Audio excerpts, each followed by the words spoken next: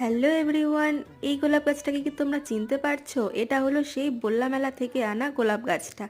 এখন এটাতে একটাও ফুল নেই, কিন্তু একটা ফুলের কুঁড়ি এসেছে। আর এই গাছটারই নিচে হয়েছে অন্য একটি ফুলের গাছ।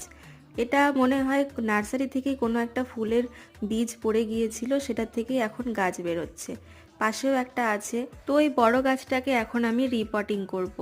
এখান থেকে তুলে নিয়ে অন্য একটা টবে বসাবো। এই গোলাপ গাছটার দাম নিয়েছিল 90 টাকা। এখন নার্সারিতে নিতে গেলে এই গোলাপ গাছটার দাম নেবে 150 টাকা। গোলাপ গাছের ডাল কাটিং করাও তোমাদেরকে দেখিয়েছিলাম, আর ডাল কাটিং করার পরে গোলাপ গাছের অন্য অনেকগুলো কিন্তু শাখা বেরিয়েছে, আর গাছটা এখন অনেকটাই ভালো হয়েছে।